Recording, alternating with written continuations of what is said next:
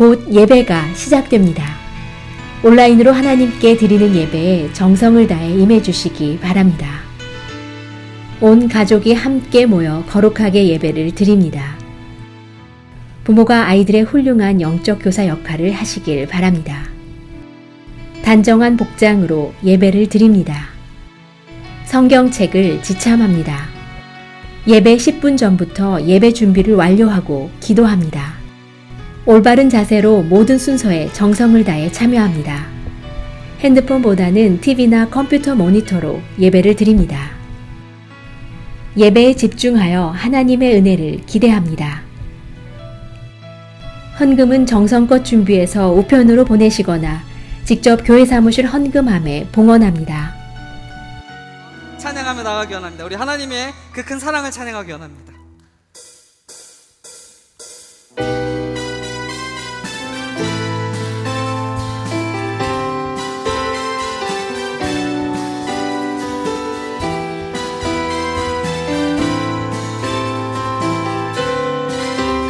예수보다 더 큰 사랑, 예수보다 더 큰 사랑, 그 누구도 볼 수 없네.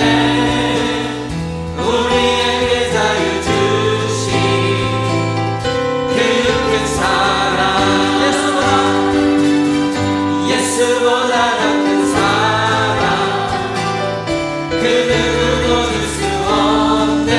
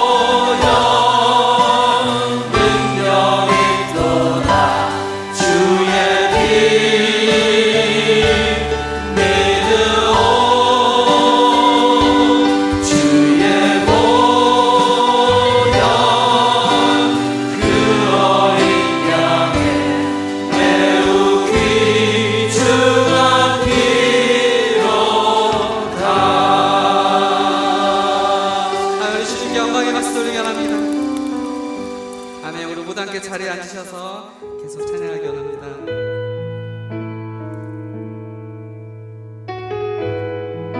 이 시간 우리를 위해서 흘리신 주님의 피, 예수님의 피를 바라보며 그 보혈을 바라보며 찬양하며 나가기 원합니다. 주의 보좌로 나아갈 때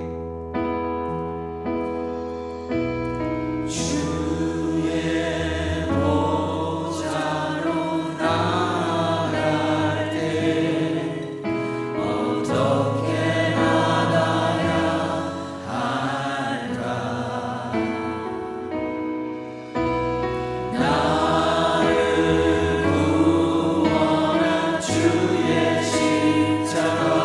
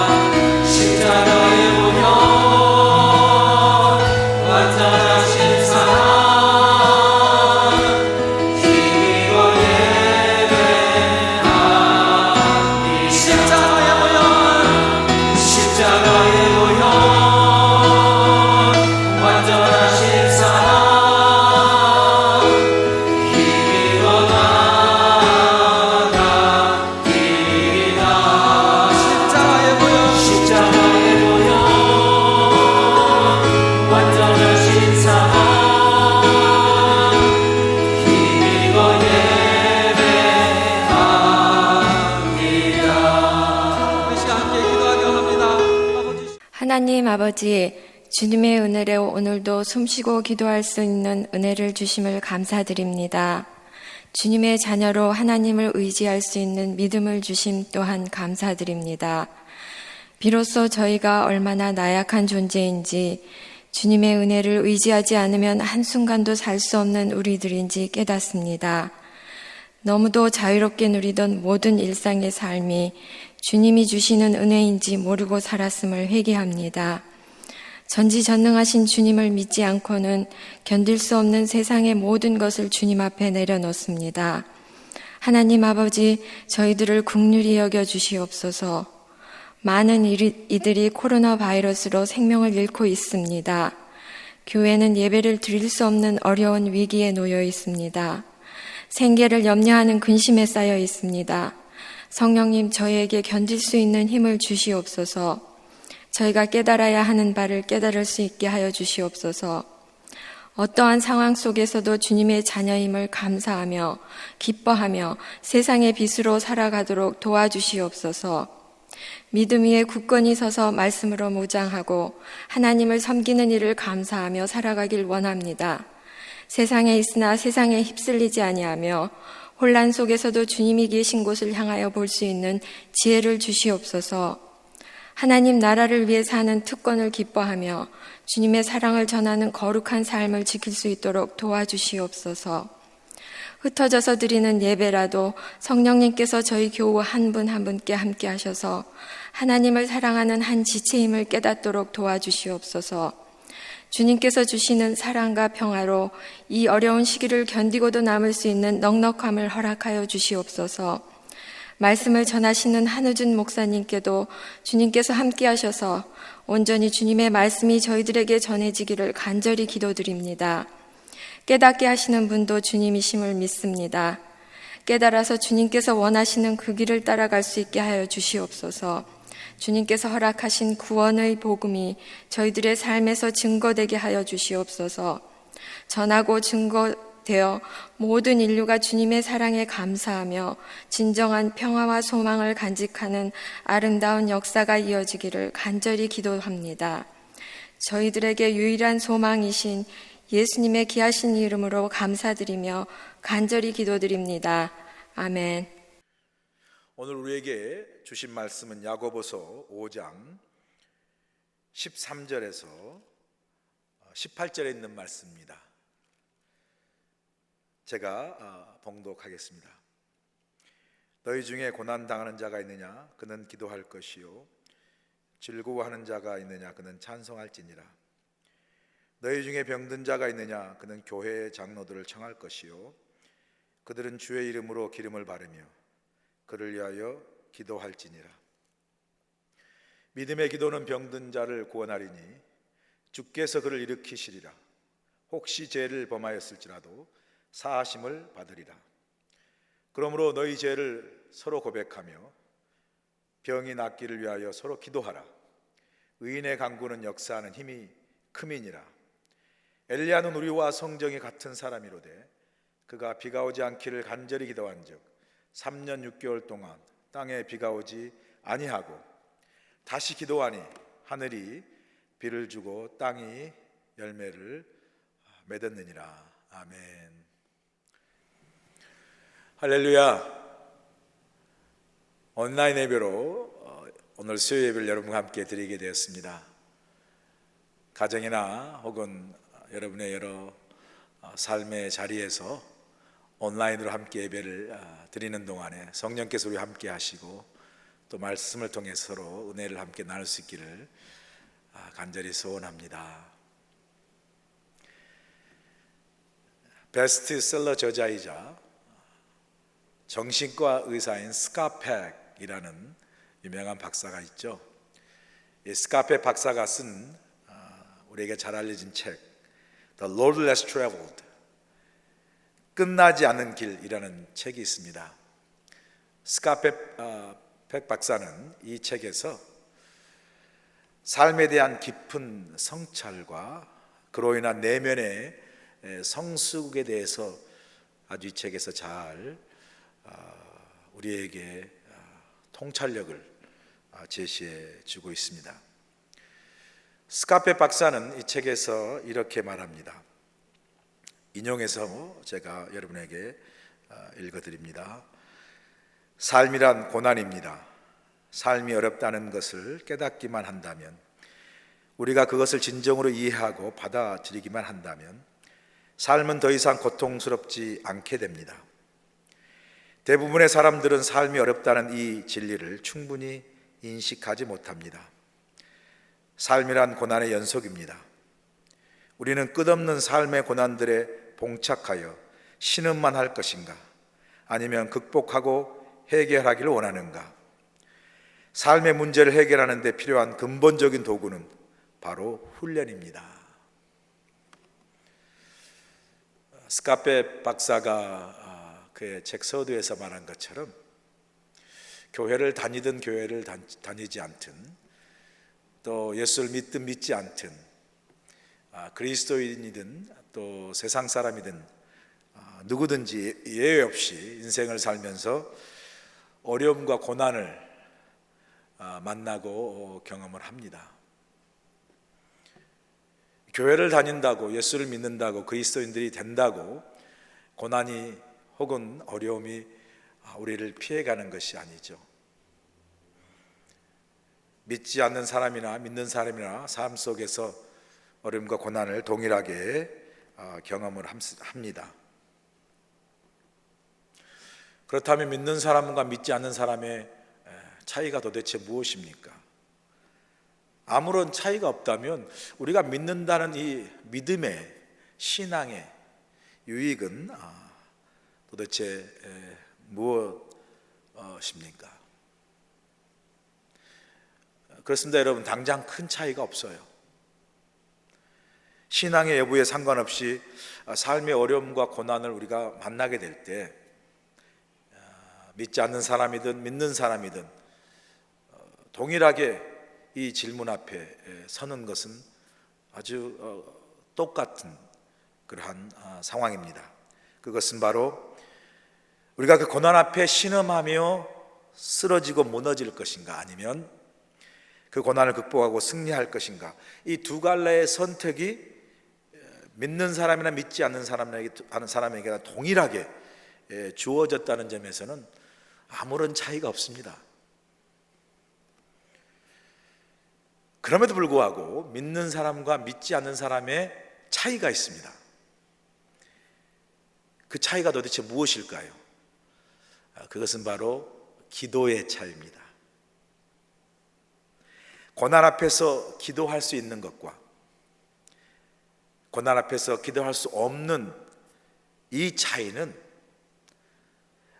단순히 한 문제를 해결하는 차원의 차이가 아닙니다. 이 기도할 수 있고 없는 차이는 바로 한 사람의 인생의 뿌리가 어디에 놓여 있는가, 그 뿌리를 어디에 두고 있는가, 그 한 사람의 존재의 차이고요.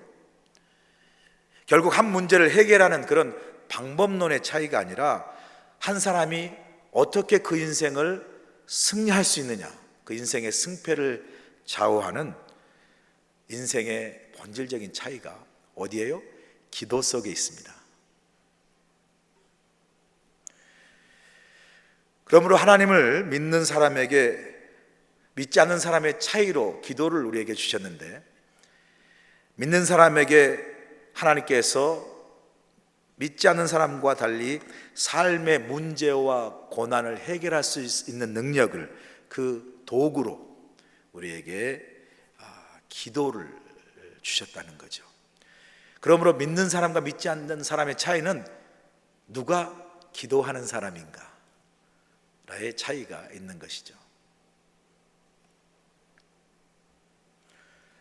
삶 속에 피할 수 없이 필연적으로 만나고 경험할 수밖에 없는 고난을 만날 때 우리 믿는 그리스도인이 고난을 해결할 수 있는 능력의 통로로 기도를 주셨는데, 오늘 본문 13절을 보시면 이렇게 말씀하지 않습니까? 너희 중에 고난 당하는 자가 있느냐? 그는 기도할 것이요, 즐거워하는 자가 있느냐? 그는 찬송할지니라. 오늘 본문 말씀에서 우리에게 두 가지 중요한 질문을 던지고 있습니다. 그 중요한 두 가지 질문은 사실은 간단한 두 질문처럼 보이지만 이 두 질문 속에 사실은 우리 인생 전체가 들어 있습니다. 이 두 질문 무엇입니까? 첫 번째가 너희 중에 고난 당하는 자가 있느냐? 그리고 두 번째 질문은 너희 중에 즐거워하는 자가 있느냐? 여러분, 이 두 질문이 우리 인생 전체를 담고 있지 않습니까? 이 두 질문 속에 우리 인생 전체가 녹아 있어요. 너희 중에 누가 고난당하는 자가 있느냐? 혹은 너희 중에 누가 즐거워하는 자가 있느냐? 여러분, 삶이란 뭡니까? 결국은 삶이란 우리 삶 속에 고난과 또한 그 즐거움이 우리 인생의 어떤 양 두 단면으로서 삶 속의 고난과 즐거움이 우리 인생을 다 어쩌면 담고 있는 현실적인 어떤 우리 삶의 그 실제가 아니겠습니까? 우리 인생을 가만 보면 우리 인생의 삶에 기쁨이 있고 슬픔이 있고 눈물이 있고 웃음이 있고 고통이 있고 행복이, 이 두 질문 속에 너희 중에 누가 고난당하는 자 있느냐? 예, 삶 속에 고난이 있어요. 슬픔이 있어요. 눈물이 있어요. 그러나 삶이 고난과 슬픔과 눈물만 있는 게 아니죠. 너희 중에 누군가 즐거워하느냐? 이 속에 또 우리 삶 속에 웃음이 있고 기쁨이 있고 행복이 있는 것. 이 슬픔과 행복, 이 눈물과 웃음, 이 모든 이 두 양면이 어쩌면 우리 인생 전체를 표현하고 있다는 생각을 갖게 됩니다. 그러면서 이 첫 번째 질문과 두 번째 질문의 인생의 모든 걸 담고 있으면서도 동시에 그 인생을 향해서 오늘 이 말씀은 우리에게 해답을 주고 있습니다. 인생의 고난과 즐거움을 담고 있는 그 인생을 향해서 어떻게 그 인생을 우리가 살아야 할 것인가 해답을 우리에게 주고 있지 않습니까? 첫 번째 질문에 너희 중에 고난 당하는 자가 있느냐? 그 고난 가운데 있을 때 우리들 어떻게 하라고 하시죠? 그는 기도할 것이요, 기도하라고 말씀하세요. 두 번째 질문에 너희 중에 즐거워하는 자가 있느냐? 우리 삶에 즐거움이 있을 때 우리에게 어떻게 하라고 말씀하세요? 그는 찬송할지니라. 우리에게 찬송하라고 말씀합니다. 이 두 질문과 이 대답 속에서 우리는 무엇을 깨닫습니까? 우리 삶의 모든 것이 다 하나님께 속한 것이라는 거예요. 우리 삶의 모든 것은 다 하나님과 연결되어 있다는 거죠. 우리의 고난도 하나님과 연결되어 있고요, 우리의 즐거움도 하나님과 연결되어 있다는 거죠. 우리 삶의 모든 건 다 하나님과 어떻게 하죠? 통하는 것이라는 거죠. 어떻게 우리가 하나님과, 우리 모든 삶이 하나님과 연결되고 통한다고 이야기합니까? 소통된다고 이야기합니까? 바로 기도와 찬송으로 우리가 하나님과 모든 일이 연결되고 모든 것이 소통된다라고 야고보 사도 우리에게 말씀합니다. 너희 중에 누가 고난당하는 자가 있느냐? 그 고난을 어떻게, 기도하라는 말은 뭐죠? 그 고난을 하나님께 맡기라는 거죠. 그 고난의 순간을 기도의 기회로 만들라는 거죠. 그 고난이 고난으로만 끝나지 않게 하라는 거죠. 여러분, 우리가 보통 고난이 유익이 된다, 고난이 축복이 된다라고 이야기할 때 고난 그 자체가 우리에게 유익이 되고 축복이 되는 것이 아니라 그 고난을 당할 때 우리가 그 고난을 기도를 통해서 하나님과 연결할 때 그때 그 고난은 하나님께 나아가는 통로가 되고 하나님과 깊이 대화하고 교제하는 통로가 되고 하나님을 더 의지하고 신뢰하는 친밀한 관계를 맺어가는 통로가 됨으로써 고난 때문에 그 자체가 아니라 고난 속에서 우리가 하나님께 기도함으로 하나님과 연결되어질 때 그 속에서 하나님을 향한 나의 믿음과 신앙이 더 깊어지고 하나님을 더 의지하게 되고 신뢰하게 되면서 결국은 우리의 신앙과 믿음이 성장하는, 뭘 통해서요? 고난을 통해서. 아니, 고난 자체만이 아니라 고난을 통해서 기도로 하나님께 나아갈 때, 하나님과 연결되어질 때, 하나님을 찾을 때 바로 그 고난이 우리의 신앙을 성숙하게 하고 성장하는, 하나님과 더 깊게 만나고 하나님과 더 깊게 의지하고 신뢰하는, 사실은 고난은 힘들지만 오히려 축복의 통로가 되고 결국 내 삶과 신앙에 유익이 된다는 것을 말씀하는 것이죠. 너희 중에 즐거움이 있느냐 묻지 않습니까? 그럴 때 하나님께 찬송하라. 무슨 말씀입니까? 우리의 즐거움과 축복은 하나님이 내게 주신 은혜요 축복임을 고백할 때, 그 즐거움은 단순한 내 삶의 즐거움과 내 삶의 향락만을 즐기게 하는 것이 아니라, 사실 이런 우리 육신의 어떤 즐거움과 향락은 안개처럼 사라지잖아요, 어느 순간에. 그런데 우리 삶에 어떤 즐거움이 있어요, 축복이 있어요. 그거를 우리가 하나님께로 왔음을 믿고 하나님께 감사하는 마음으로 찬송할 때, 그 즐거움은 그저 우리를 단순하게 행복하게 하고 단순하게 우리를 향락하고 기쁘게 하는 어떤 즐거움과 쾌락의 도구가 아니라, 오히려 그 즐거움은 내 삶 속에서 하나님이 살아계시는 임재와 역사를 경험하는 축복의 통로가 되고, 결국 그 축복으로 말미암아, 그 즐거움으로 말미암아 하나님의 은혜와 축복을 더 풍성히 감사로 고백하는 통로가 되는 거죠. 그러므로 이 즐거움이 단순한 나의 인생의 육신의 즐거움으로 끝나지 아니하고, 오히려 이 즐거움을 통해서 하나님의 은혜와 하나님이 주신 그 축복의 감사 속으로 깊이 들어가는, 결국 내 신앙을 더 하나님 앞에 세워가는 축복의 통로가 되는 거죠. 그런 이것이 얼마나 큰 은혜입니까? 우리에게 무엇을 교훈하죠? 우리는 삶의 모든 상황을, 우리 삶의 모든 범사를 하나님의 임재와 다스림 속에서 바라봐야 되고, 그 임재와 다스림 속에 맡기는 거죠. 삶의 문제와 고난이 있습니까?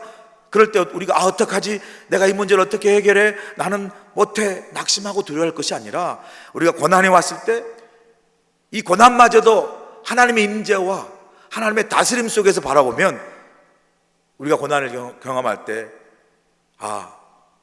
이때가 하나님께 내가 기도할 때구나, 하나님께 기도로 도움을 구해야 할 때구나, 하나님께 이 문제를 맡게 할 때구나.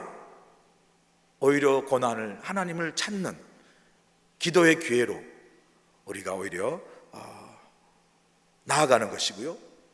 또 우리 삶이 잘 되고 일이 잘 풀리고 축복 있을 때, 그 축복과 그 어떤 풍성함 속에 취해가지고 그냥 내 자신만을 유익하게 하고 하나님을 잃어버리는 것이 아니라, 그 일이 잘 되고 또 축복이 되어 즐거울 때, 내가 운이 좋아서, 내가 능력이 있어서, 내가 잘나서, 내가 경험이 많아서, 내가 잘 결정하고 투자해서가 아니라,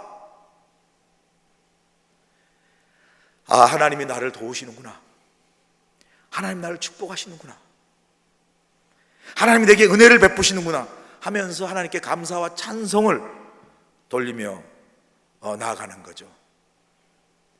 모든 상황과 모든 범사를 하나님의 임재와 그 다스림 속에서 우리가 바라보고 하나님과 연결하는 거예요.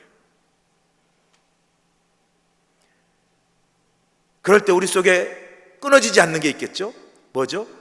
하나님의 임재와 다스림 속에 모든 범사를 맡기고 나갈 때 항상 우리 속에 기도가 끊어지지 않겠죠. 고난이 있을 때 항상 하나님을 찾을 수밖에 없기 때문에 기도하는 것이고요. 우리에게 즐거움과 축복이 있으면 그 은혜에 항상 감사함으로 우리에게 찬송이 끊어지지 않겠죠.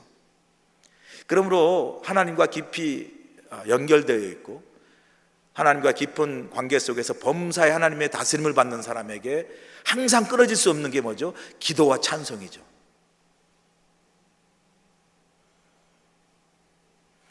사랑하는 여러분, 모든 범사가 하나님께 연결됨으로, 그 다스림 속에 맡김으로, 여러분 삶 속에 고난이 있으면 기도로 나아가고, 하나님 베푸신 은혜가 있으면, 즐거움이 있으면, 축복이 있으면 감사로 찬송하며, 항상 우리 삶 속에 하나님을 향한 여러분 삶 속에 기도와 찬송이 끊어지지 않는 그런 하나님의 사람이 될 수 있기를 간절히 소원합니다. 그 다음에 14절 말씀입니다. 너희 중에 병든 자가 있느냐? 그는 교회의 장로들을 청할 것이요 그들은 주의 이름으로 기름을 바르며 그를 위하여 기도할지니라. 14절에서 우리 삶의 고난 가운데 이제 병으로 인해 고난을 말씀하는 거죠.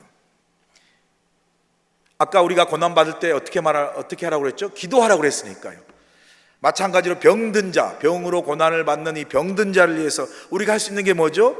우리가 그 병든 자 병 낫기 위해서 기도하는 거, 중보기도하는 거죠. 그런데 14절을 보니까 뭐라고 이야기하냐면요,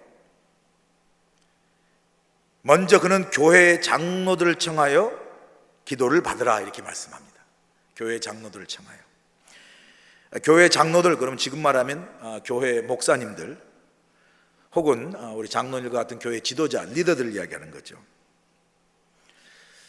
그런데 여기서 한 가지 의문이 생기는 것은, 왜 야고보 사도는 너희가 병이 났을 때 병 낫기를 위해서 의사를 청하라 하지 아니하고 교회 영적 지도자인 장로들을 청하라고 그렇게 했을까?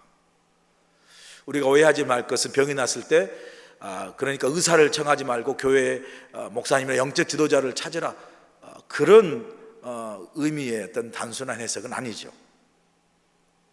여기서 먼저 장로들을 청하라 하고 야고보 사도가 말했던 것은, 장로와 교회 지도자, 목회자와 의사의 어떤 누가 먼저냐, 어디를 먼저 가야 돼, 그런 차이가 아니라 우선순위에 대한 문제를 이야기하는 거죠. 병이 났습니다. 병이 낫기를 구하는 건 당연한 거죠. 그럴 때 의사를 청하거나 만나기 전에 우리가 가져야 할 신앙의 자세는 뭐냐면요, 먼저 교회 장로들 청하라는 것은 어떤 그 사람을 먼저 찾으라는 그런 개념 이전에 먼저 하나님을 의지해라, 하나님을 찾으라. 교회 장로는 사람이기 전에 하나님의 교회에서 하나님의 이름으로 그 사람들에서 기도하는 사람이기 때문에, 그 한 목회자나 어떤 장로라는 한 사람을 찾는 것이 아니라 의사에게 병을 낫고 나가기 이전에 이미 먼저 우리가 가져야 할 것은 하나님을 먼저 찾고 하나님을 먼저 의지하라, 이러는 거죠. 왜냐하면 하나님은 의사와 그 모든 걸 통해서 치유하시는 분은 하나님이시기 때문에. 그러므로 먼저 하나님을 의지하라는 그런 뜻입니다. 하나님을 찾으라, 먼저 하나님께 기도하라고 권면하는 거죠. 이제 이런 말을 들으면 이제 믿지 않는 의사들, 많은 의사들이 그게 말이 되냐고, 아프면 바로 의사에게 와야지 무슨 하나님이냐 이렇게 말할지 모르죠. 그것도 오해죠. 아프니까 의사한테 가지 말고 하나님을 찾으라, 그런 의미가 아니죠. 이건 신앙의 차원에서 모든 것을 이분 의사마저도 통해서 역사하신 분 하나님이시기 때문에 그 모든 일에 앞서서 하나님께 기도하고 하나님을 의지하는 신앙의 자세를 말하는 거죠. 그럼에도 불구하고 여러분, 많은 의사들이요, 자신이 의사로서 환자를 수술하고 고치지만 많은 의사들 가운데 자신의 힘이 아닌 하나님의 힘이 필요함을 인정하고 수술실에서 먼저 기도하고 수술하기 전에 환자를 위해서 먼저 기도하는 의사들이 많습니다. 서울에 있는 연세대학교 그 세브란스 병원이 있죠. 또 강남에 세브란스 병원이 있는데, 그 세브란스 병원 또 강남의 그 병원에서는 2013년 7월부터 그 병원에 있는 원목실, 그 채플린 원목실에서 그 산하에 있는 모든 병원에서 그 수술할 때 환자와 의료진이 수술 전에 함께 기도하는 기도로 함께하는 의사 프로젝트를 진행하고 있습니다. 기도로 함께하는 의사 프로젝트. 이 프로젝트 내용은 수술 대기실에서 이제 그 채플린 그 목사님과 환자와 수술을 하는 그 의사를 포함한 의료진이 먼저 위에서 기도하는데 환자에게 요청을 해요. 마취하기 전에, 수술 전에 환자에게 요청해서 환자가 그것을 동의하면 그 환자의 마취와 수술 전에 그 기도를 먼저 하나님께 합니다. 그리고 또 동의하지 못한다 할지라도 수술실에서 환자가 의식이 없는 상황이지만 담당 의사는 수술 전에 또 함께 기도하는 그런 프로젝트를 한다고 그래요. 보통 이런 기도를 한다고 그러네요. 하나님, 이제 수술을 하려고 합니다. 시작하려고 합니다. 처음부터 끝까지 저희들과 함께 해주시고 수술을 잘 마칠 수 있도록 도와주시기 바랍니다. 예수 그리스도의 이름으로 기도합니다. 아멘. 그리고 아멘, 수술 시작합니다 하고 수술을 시작한다고 그래요. 그런데 이런 일들을 경험하는 많은 환자들 가운데 수술 전에 그 불안과 두려움이 있었는데 그 의료진의 기도와 그 기도의 힘이 그들에게 많은 위로와 또 수술 가운데 담대함을 가지고 수술을 받을 수 있는 그런 능력을 주었다라고 고백한 사람들이 많습니다. 한 환자가, 이형철이라는 환자가 이렇게 고백해요. 수술 후 마취해서 깨어나지 못하면 어떻게 하나 불안했는데 마취하기 전 의사 선생님이 기도해 주시니 짓눌렸던 마음의 부담과 불안이 사라졌어요. 나를 수술해 줄 분이 기도를 해주니 편안한 마음을 가질 수 있었어요. 사랑하는 여러분, 이것이 꼭 병들었을 때뿐만 아니라 우리 삶의 모든 면에서 사실은 저는 마찬가지라고 생각합니다. 우리가 삶에서 어떤 어려움과 고난에 직면했을 때 먼저 우리가 하나님 안에서 해결책을 찾고 하나님을 먼저 의지하고 하나님께 먼저 기도하는 그러한 모습이 우리의 삶의 모습이 되어야 하고 우리의 신앙의 모습이 되어야 한다고 생각합니다. 그런데 우리는 많은 경우 거꾸로 갈 때가 많지 않습니까? 어려움이 있고 문제가 있을 때 내가 할 수 있는 방법 다 하다가 그 다음에 최후의 선택이 하나님이세요. 그런데 이 순서가 뒤바뀌어져야 되겠죠? 모든 일에 앞서서 먼저 하나님을 찾는 거예요. 하나님께 기도하는 거예요. 하나님께 맡기는 겁니다. 여러분이 과연 이런 삶의 모습, 이런 신앙의 모습으로 살아가고 있는지 한번 점검해 보시기 바랍니다. 오늘 본문에서 또 병자를 위해서 어떻게 기도해야 하는지를 자세히 가르쳐 주고 있어요. 병자가 먼저 하나님을 의지해야 되고 하는 거 먼저 말씀하신 다음에 그 병자에 대해서 어떻게 기도해야 되는지 자세히 가르쳐 주고 있지 않습니까? 14절을 다시 보시면 너희 중에 병든 자가 있느냐? 그는 교회 장로를 청할 것이요 그들은 주의 이름으로 기름을 바르며 그를 위하여 기도할지니라. 어떻게 기도하라고 가르치죠? 기름을 바른다. 이 기름을 바른다는 것은 이제 기름은 보통 성령을 의미하는 거죠. 우리가 병자가 성령의 역사로 치유를 받는다라는 의미로서의 기도하는 것도 있지만 동시에 이 기름은 당시에는요 기름이 치료하는 약이었어요. 치료하는 약.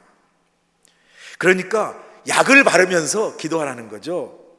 의사에게 치료를 받으면서도 기도하라는 거죠. 어떤 사람은 기도만 하면 돼. 진짜 믿음 좋은 사람이에요. 진짜 믿음 좋은 사람입니다. 그런데 참 믿음이 좋긴 하지만 하나님을 아주 너무 이렇게 편협한 하나님으로 이해하고 또 너무 폭이 좁은 하나님으로 만드는 거나 마찬가지예요. 여러분, 하나님은 모든 걸 다 만드셨고 사용하시고 주셨습니다. 의사도 약도 의료기술도 다 하나님이 주신 거예요.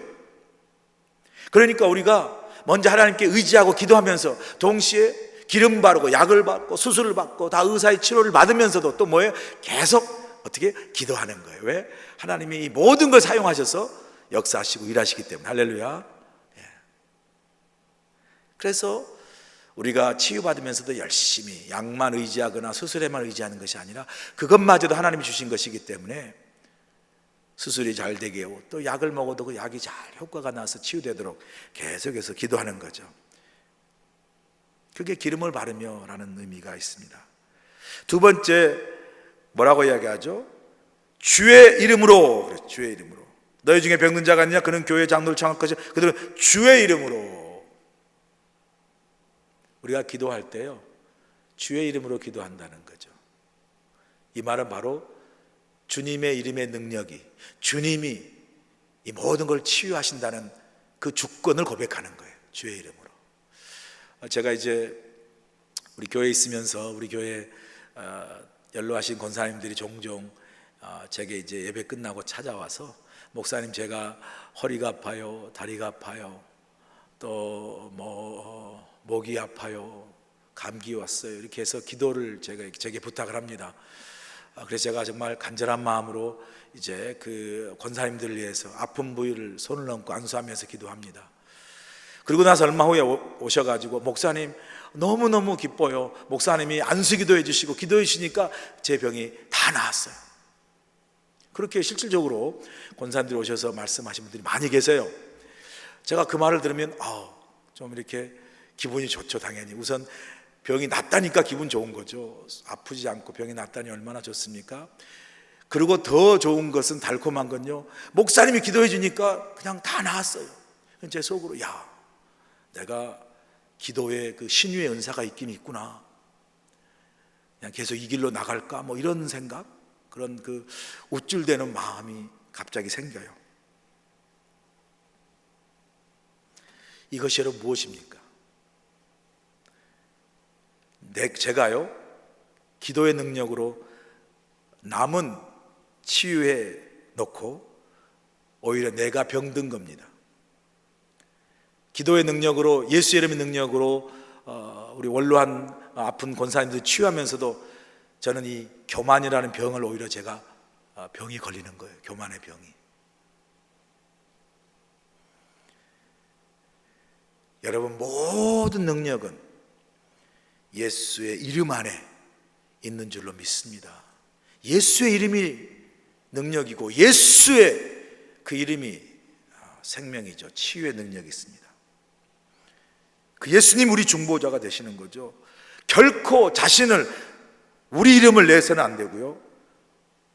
이 모든 치유와 모든 역사를 일으키신 분은 바로 우리 예수 그리스도, 그 이름의 능력, 그 능력을 통해서 모든 치유와 회복이 일어남을 믿고, 언제나 우리는 뭐예요? 모든 영광을 주의 이름으로, 이 모든 거 이루신 분은 우리 주님이시고 하나님이시기 때문에 우리 주님과 하나님께 영광을, 그게 어떤 일이든, 치유든 내 삶의 축복이든 은혜든 모든 걸 다 우리 하나님께, 주님께 영광을 돌려야 될 줄로 믿습니다.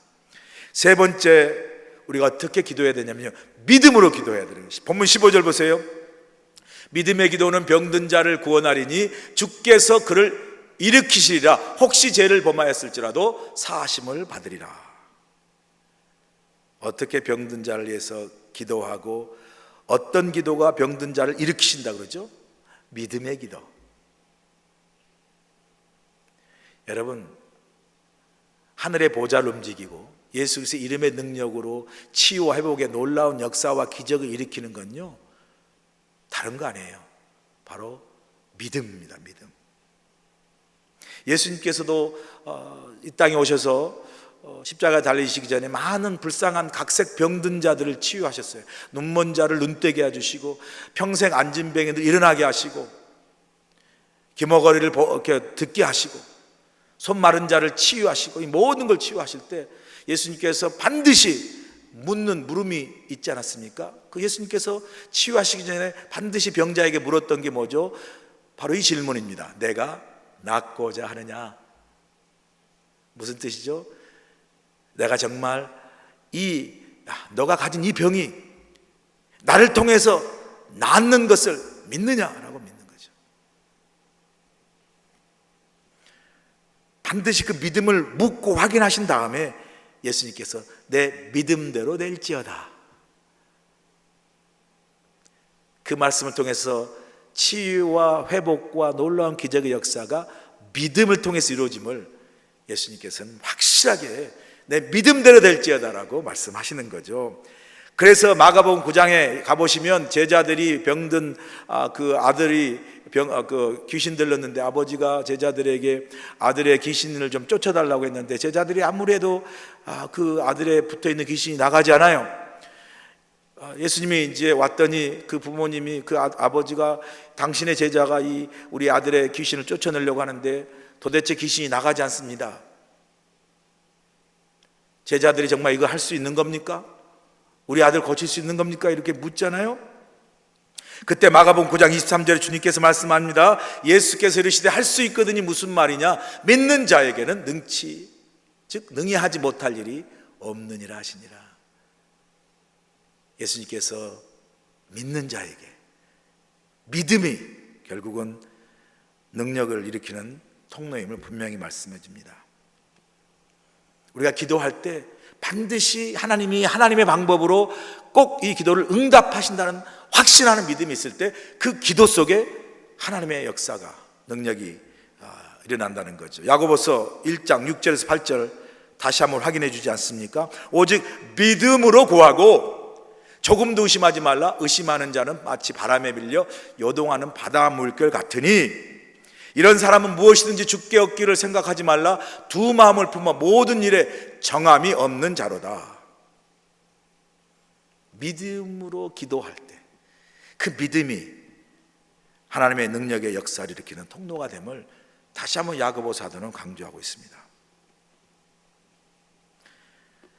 넷째, 우리가 병든 자를 위해서 기도할 때 어떤 때 치유와 회복을 하냐면요, 서로 중보기도할 때. 중보기도의 중요성이 있죠. 본문 16절 보세요. 그러므로 너희 죄를 서로 고백하며 병이 낫기를 위하여 서로 기도하라. 의인의 간구는 역사하는 힘이 큼이니라. 너희는 서로 기도하라. 뭐죠? 서로를 위해서 중보기도하라는 거죠. 근데 그 중보기도는 하나님 보시기에 의롭게 보시는 기도고요, 그 의로운 중보의 기도는, 그 간구는 하나님께서 들으시고 역사하신다는 거예요. 우리 주보에 매주일마다 우리가 간지로 병든 자들을 위해서, 또 기도가 필요한 많은 우리 성도들 위해서 기도를 부탁하는 중보기도 그 리스트를 매주일날 우리가 드립니다. 어떤 분들은 그냥 한 번도 쳐다보지 않고 넘어가는 분도 계시겠지만, 이 중보기도 그 간지를 주보에 매번 넣는 것은 여러분이 기도하실 때 혹시라도 알지 못하는 분이 계시지만 그 중보하는 기도를 한 번쯤 읽어보시고, 이 사람이 이런 마음, 이런 고통과 이런 어려움이 있구나 하고 하면서 기도로 품어주실 때, 우리가 다른 사람을 사랑하는 방법도 여러 가지지만, 그러나 중보기도는 정말 우리가 다른 사람을 위해서 사랑하는 가장 강력한 방법입니다. 우리는 기도하지만 우리가 기도할 때 하나님이 그 사람을 위해서 치유하시고 회복하시는 역사를 하나님께서 베푸시기 때문에, 그것만큼 우리가 그 사람에게 사랑을 베풀 수 있는 그 큰 것이, 그것만큼 보다 큰 것이 어디 있겠습니까? 여러분 주위에 병이 들거나 어려움 당한 분들을 위해서 꼭 계속해서 기도하고 중보하는 그런 은혜가 있기를 간절히 소원합니다. 그러면서 야고보는 엘리야의 예를 들지 않습니까? 엘리야도 우리하고 똑같은 사람이라는 거죠. 똑같은 성정, 똑같은 사람인데, 그가 기도할 때 3년 6개월 동안 땅에 비가 오지 않았고, 다시 기도하니까 그 땅에 비가 내려 많은 열매를 맺었다라고 이야기합니다. 강조하는 건 뭐죠? 엘리야도 우리와 똑같은 사람이에요. 특별히 선지자라고 큰 역사를 일으켰지만 원래 우리하고 똑같은 사람이었지만, 그가 간절히 기도할 때 하나님은 그 기도를 들으시고 엘리야를 통하여 하나님의 능력의 역사를 아합 왕, 그 악한 아합 왕에게 확실하게 보여주는 것을 볼 수 있습니다. 오늘 말씀이 바로 믿음의 기도의 능력입니다. 우리가 믿음으로 간절히 기도하고 간절히 하나님께 나아가면 하나님은 하늘문을 여시고 우리 기도를 통하여 하나님의 능력을 부어주십니다. 기도는 하나님의 능력을 우리 삶 속에 받아들이는, 다운로드 한다 그러죠. 그냥 기도하지 않으면 나는 내 힘으로 살지만, 기도하면 그 기도를 통해서 우리가 하나님의 능력으로 사는 거죠. 기도에 대해서 많이 아는, 그런 기도의 지식을 많이 갖는 사람보다 실제로 하나님께 기도하는 사람이 더 능력 있는 사람입니다. 이 코로나 바이러스를 통해서 어렵고 힘든 그런 과정이 있지만, 이때 우리가 해야 될 게 뭐죠? 너희가 고난 중에 있느냐? 하나님께 기도할 것이요. 너희가 코로나 바이러스로 힘들고 어려운 삶의 위기와 고난 속에 있느냐? 그때 하나님께 기도할 것이요.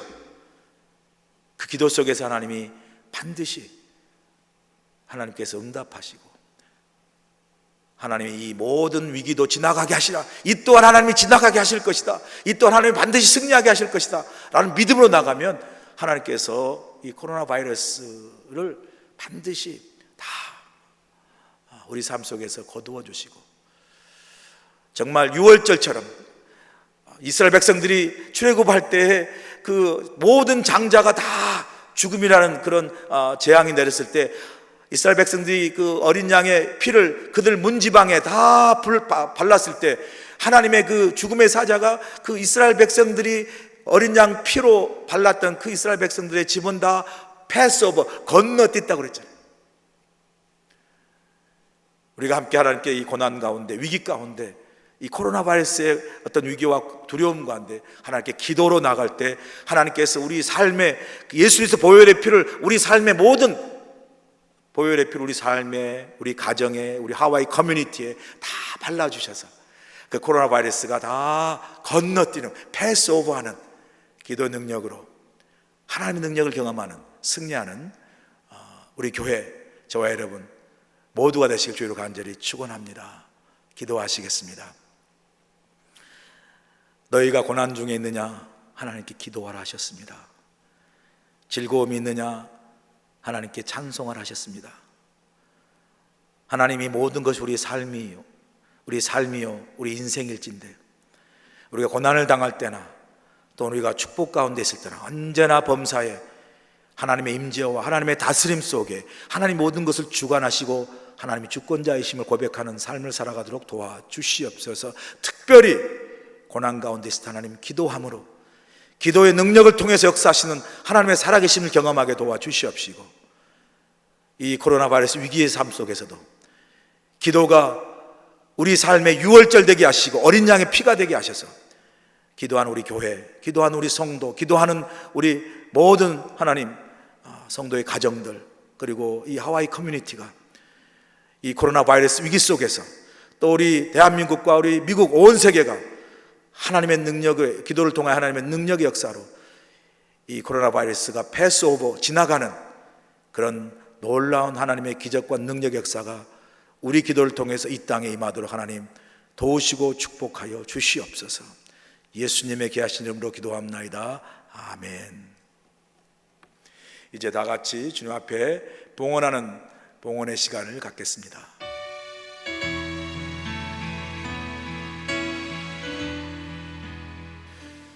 여러분들에게 광고를 드립니다. 오늘 온라인 수요 예배, 그리고 계속해서 이제 온라인 새벽 예배가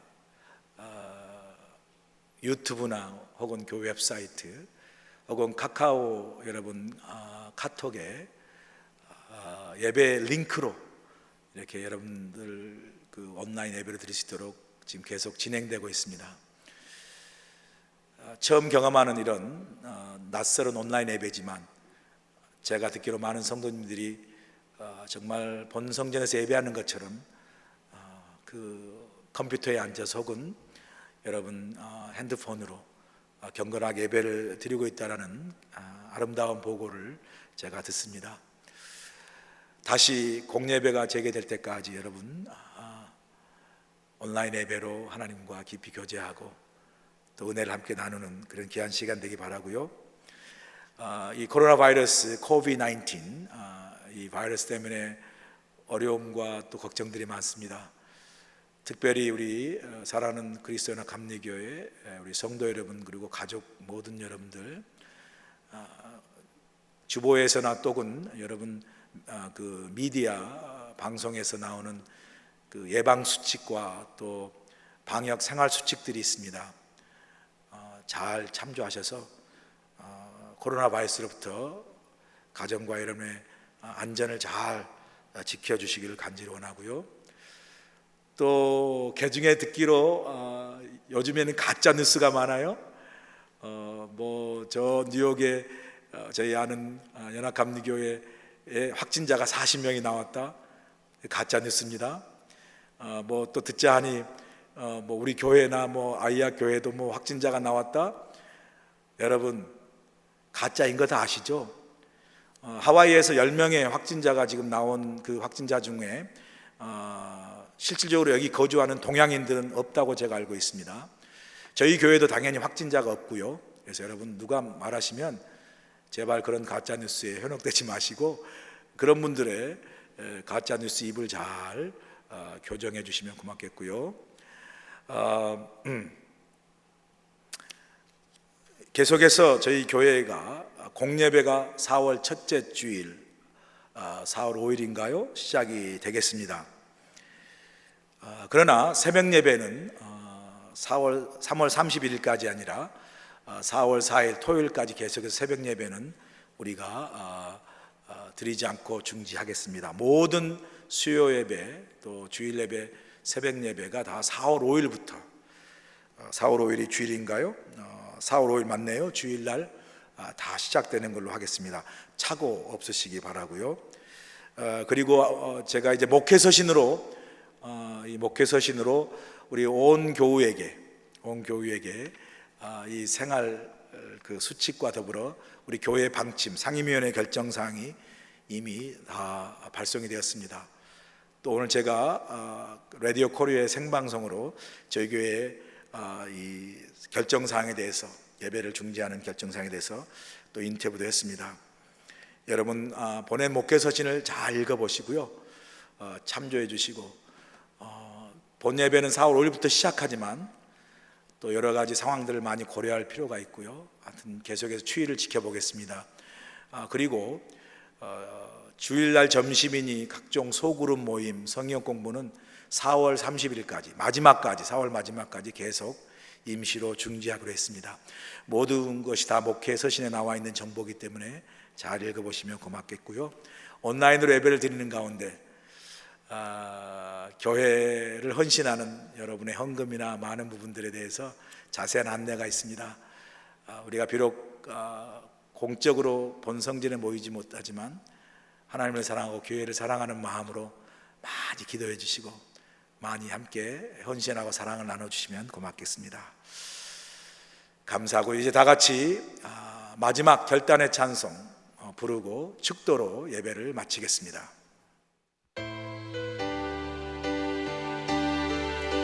내 마음에 주를 향한 사랑이 함께 찬양합니다. 사순절을 생각하면서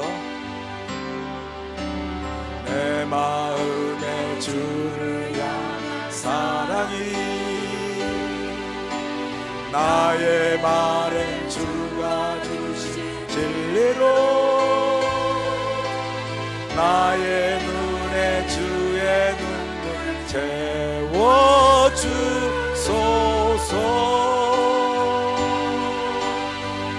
내 입술의 찬양 향기가 내 입술의 찬양 향기가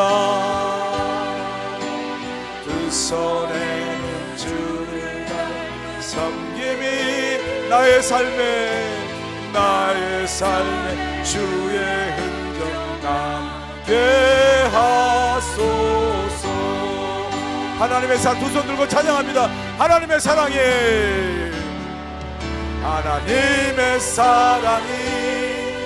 영원히 함께하리. 십자가의 길을 걷는 자에게 아멘. 순교자의 삶을 사는 이에게 조롱소리와 유혹 속에도 세상 소리와 세상 유혹 속에도 주의 순결한 신부가 되리라. 내 생명 주님께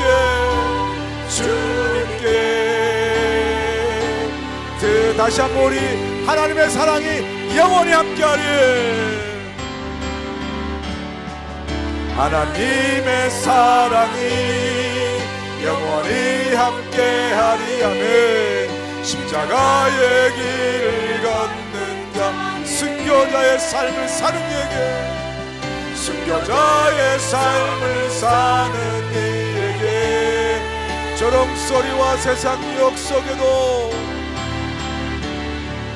조롱서는 소리와 세상 유혹 속 주의 주의 순결한 신부가 돼 내 생명 주님께 드리리 내 생명 주님께 내 생명 주님께 드리리